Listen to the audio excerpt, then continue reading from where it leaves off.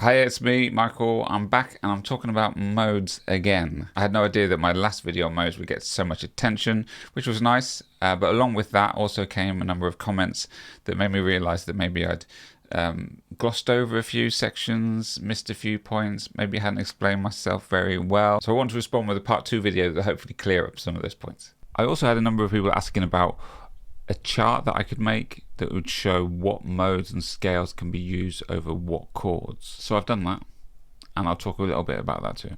So this has ended up being quite a lengthy video. So I've broken it down into chapter markers over which topics I'm covering. So the chapter markers are down below. So if you want to skip, you can skip.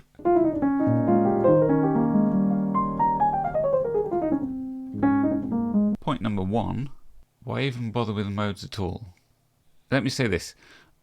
Learning and understanding modes is not a prerequisite of being a good player, a good musician, a good composer. There are so many incredible players who would tell you that they don't know anything about modes, and plenty that will tell you that they probably don't know anything about music theory at all.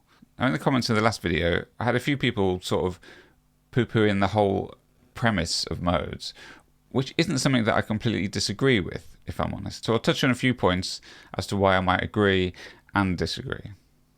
Modes aren't for everyone, and I understand why some people say that they're unnecessary. And if they're not helpful for you, that's fine. But for some people, they're a useful device to help them formulate ideas. And I reckon that all improvisers use devices to help them improvise. For some, it's a variety of licks that they've learned. Some people base their ideas around chord tones and arpeggios, and others use scales, such as the pentatonic scale, or the blues scale, or the diminished scale, or the modes. Modes are just another device, a doorway, an option to explore when creating. Ideally, we use all of those things together in one big melting pot that eventually starts to sound like us, our own individual voices. Music is a sonic experience, an aural experience, A-U-R-A-L, aural. Our ears should be leading our playing, our composing, our improvising. What sounds good? What sounds, when played together, create the emotion or the atmosphere that I like or that I want? That should be paramount. But as humans, we have the tendency to analyze, to pick apart, to give names to things. And that can sometimes be unnecessary and overcomplicate something that actually isn't that complicated. In response to my last video, I had a few people commenting, saying something along the lines of, modes are pointless, you should be just thinking about the parent major scale. There's no need for the fancy names, you just created 6 more things to confuse yourself when you only need one. Now, they're not wrong. Adding these fancy names and creating new versions of what is essentially the same set of notes has complicated things. Also, when we're taught modes, we're always taught them in a scale, a strict order, but actually when we utilize them in our playing, we don't keep them in that order, we move them around. And that in turn, the fact that we'll be mixing the notes up, might strengthen the argument for just thinking about the one parent scale. To be honest, this is how I felt about modes for a long time, before I found some ways that the application of them could actually be quite useful. Now I think about modes in 2 separate ways. The first is predominantly linked to improvising, which is what notes do I have at my disposal over this harmonic framework. The second way I like to think about modes is in writing a song or creating a piece that has a certain mood or flavour. I think there's a slightly different approach there, which I'll get onto later on in this video. The reason I say this is because I think that the people who are arguing against modes in this scenario are only thinking about modes from this first point of view, improvising over chords. But I do think there can be value to thinking about modes in this instance. And I think for me, it comes back to this idea of home base sort of thing. When I'm improvising, thinking in terms of modes helps me establish a home base for the chord that I'm on, especially if I'm on that chord for any length of time. If I'm improvising over a C minor 7, then my first thought might be, okay, minor 7, I can use Dorian, Phrygian, or Aeolian. And then I might choose, okay, let's go Phrygian, C Phrygian. Then when I'm playing, my ideas are rooted in that C.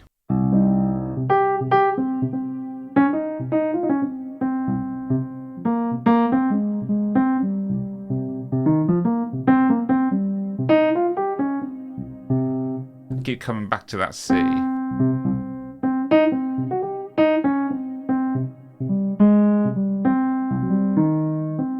I'm accentuating strong chord tones.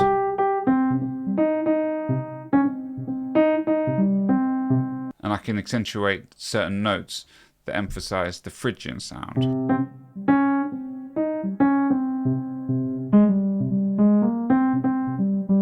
But if instead I'm thinking about the parent scale, A flat major. Now what I find if I think like this, A flat major, is that my ideas, instead of coming back to that C root, my ideas often come back to A flat.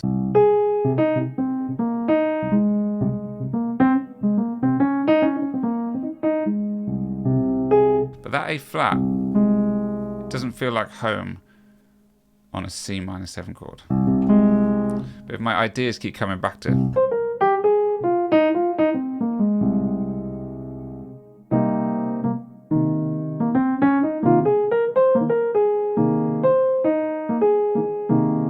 so finding myself coming back to the A flat doesn't work as well or effectively over a C minor chord. And it doesn't help me accentuate key notes to emphasize my reason for that choice, because I'm thinking more A flat than I am thinking Phrygian.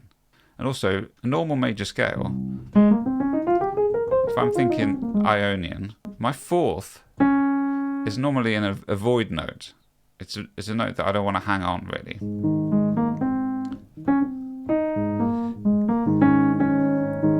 But if I'm in C minor 7, that D flat actually is really pivotal to the Phrygian sound.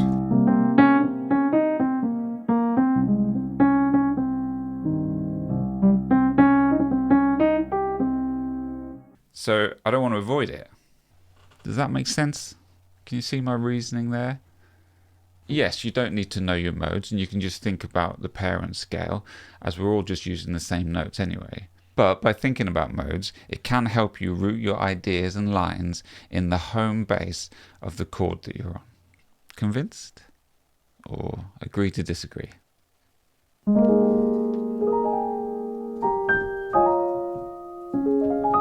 Number 2, how to write a song in a mode.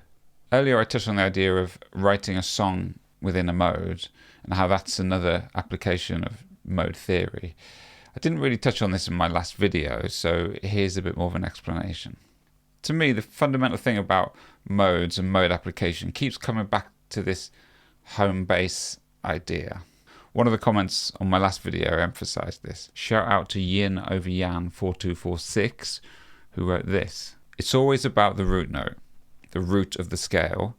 Everything you're hearing and making sense of in music, you're always aware of where that tonal center is. In nearly every song we've ever heard, there's always been a tonal center, a place that feels like home when we arrive back at it.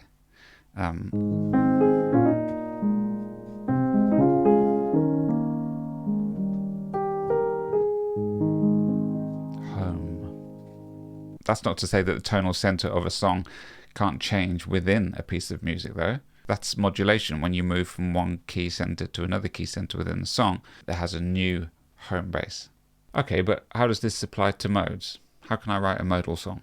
Say for instance, I wanted to write a song in D Dorian. What does that mean and how would I go about that? Well, to me, firstly, that means that my key center, my home base, is going to be a D minor.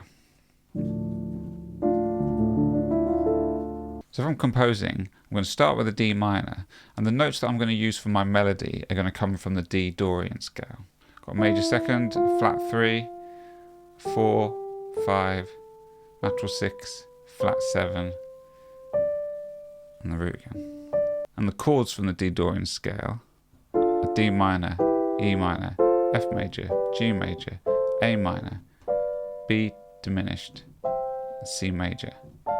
And then we're back to D minor. So yeah, these are just the chords from C major. All the modes of C major share the same notes, so therefore also share the same chords. Now in my melody, I'm going to intentionally use notes that characterize the D minor as a D Dorian. So it's got a flat third and a flat 7. But Phrygian and Aeolian also have a flat 3 and a flat 7. And what characterizes Dorian to be different from those is that it has a major second, unlike the Phrygian, and it has a major 6.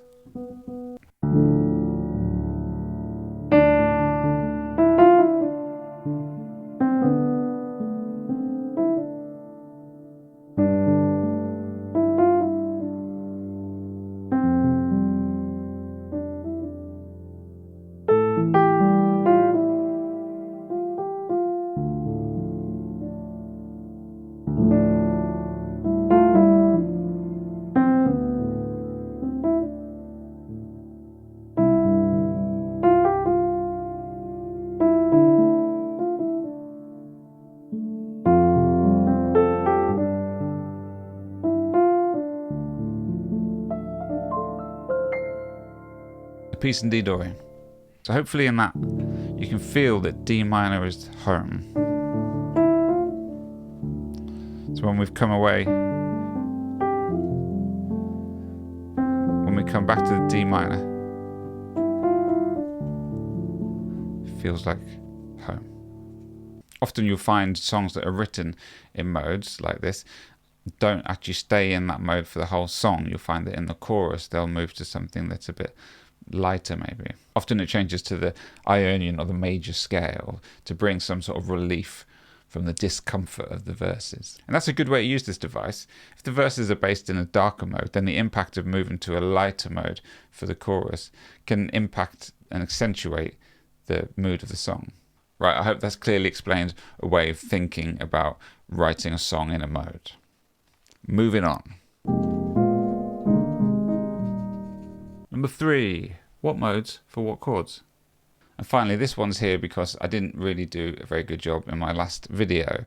I think I jumped into explaining how modes can be really useful when improvising or composing over chords, but I never really went into how I knew what modes worked with what chords and why. Some people said I lost them at that part in the video, and I can understand why. Other people have asked for a chart that shows which chords go with which scales. I have created a PDF which has the most sort of common chords you're going to come up against and what sort of scales and modes you can use with those. The link is in the description. Hopefully it's useful for those of you who asked. So how do we know what scales we can use from what chords? The collection of notes you have in your chord, whatever that is, will exist within a scale, or maybe more than one scale. And this will then reveal to us what modes and scales we have available to use and to draw from when we're improvising or composing. If we take a look at some chord theory, then hopefully we can connect some dots. You may or may not already know how we create chords in the first place. These are also formed by using scales. So if we take our major scale, every note within that major scale has its own chord. We simply create chords by adding notes in the interval of thirds. Or more simply put, we skip a note and add a note. If we do that on every note, adding 4 notes, then we get all the 7 chords from the major scale.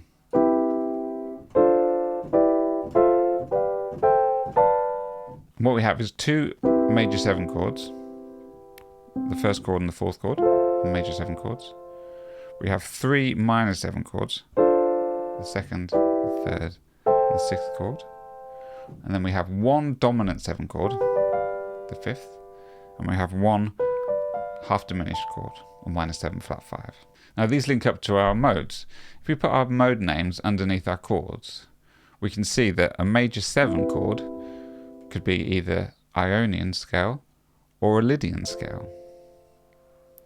And that our minor 7 chords could be a Dorian, a Phrygian, or an Aeolian. Our 5 chord, our dominant 7 chord, is a Mixolydian, and our half diminished chord is a Locrian. And this is the same for all keys. So any major 7 chord could use Ionian or Lydian. Any minor 7 chord could use Dorian, Phrygian, or Aeolian. Any dominant 7 chord would use Mixolydian. Any half diminished chord would use Locrian. So if we had an E flat major 7, we could use E flat Ionian or E flat Lydian. If we had an E flat minor 7, we could use E flat Dorian, Phrygian, or Aeolian. And if we had an E flat dominant 7, we would use E flat Mixolydian. And if we had an E flat half diminished or minor 7 flat 5, we would use E flat Locrian. Now here I'm just dealing with simple 7th chords, so just 4-note chords. We're just using the root, the 3rd, the 5th, and the 7th. But we can continue to add extensions. And as we add extensions to our chords, chromatic and diatonic, it actually narrows down the choices we have when it comes to what scales we could use over which chords. In order to add extensions, we just continue the same process we had before of adding intervals of thirds. So we already have our root, 3rd, 5th, 7th. We would just continue by adding our 9th, 11th, and 13th. Okay, so back to what I was saying. So as we add more extensions, we actually give ourselves more information to work out and narrow down potentially precisely which scale we need to use over that chord. When we're dealing with just 7th chords, we have 4 notes. That's 4 bits of information to work out what scales these could come from. If we take major 7ths, a major 7th has a root note, a major 3rd, a perfect 5th, and a major 7th. Now there's 2 modes of the major scale that include all of those intervals, the Ionian and the Lydian. So if that's all the information we have, the root, 3rd, 5th, and 7th, then we can choose either or both of these scales to use. However, when we start seeing chords with extra extensions and alterations, that information is pointing us to something more specific. So if we see a major 7 chord, but it has a sharp 11 in there, then that tells us something quite specific. With just a straight major 7 chord, we've got 2 options because they both contain all those intervals of the root, 3rd, 5th, and major 7th.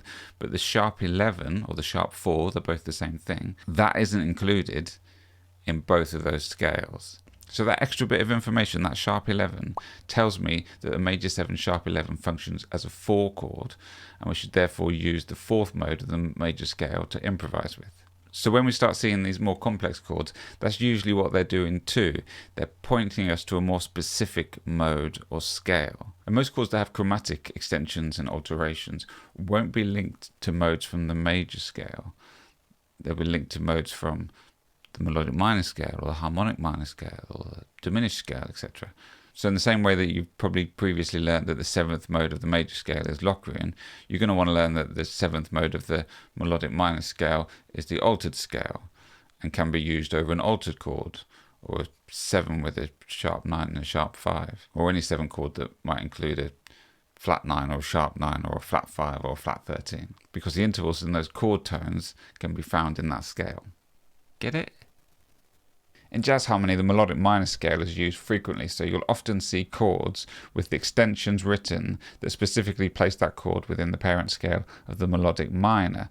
For example, the altered chord or the 7 sharp 11 chord, which are the 7th and the 5th modes of the melodic minor scale, respectively. We know that the modes of the major scale have these fancy ancient Greek names, but it appears that the Greeks lost interest after the major scale because the other scales don't have their own exotic names. Most of them just reference the mode names that we already know from the major scale and then include the alterations.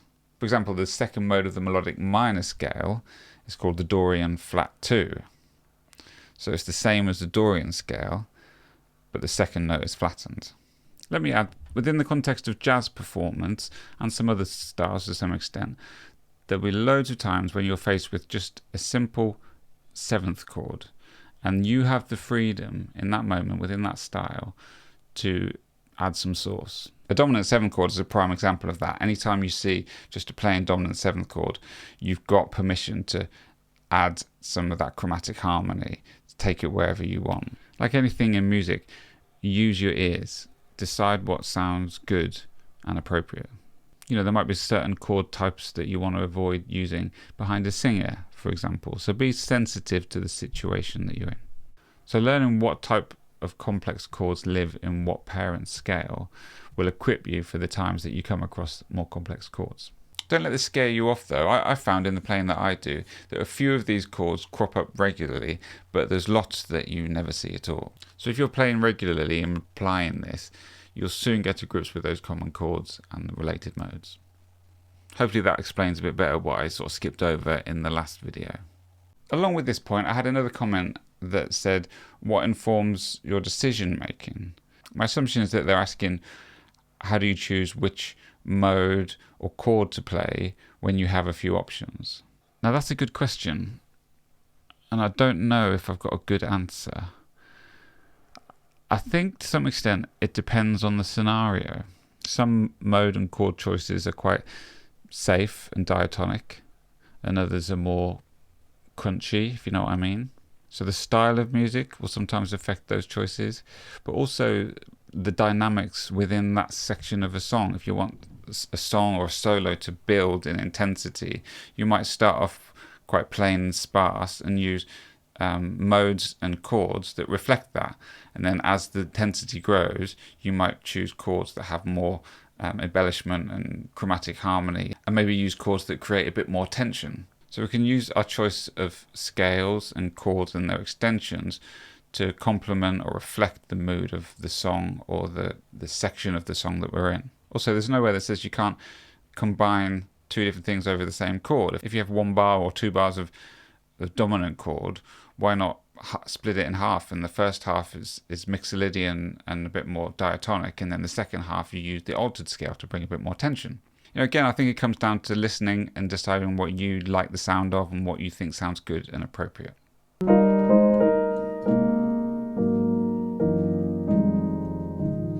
Right, that's it. I hope that's cleared a few things up and been helpful and not just muddied the water for some people. Let me know if you think we need a modes part 3 video, or maybe I should quit while I'm ahead. Anyway, thanks for being here, and maybe I'll see you next time.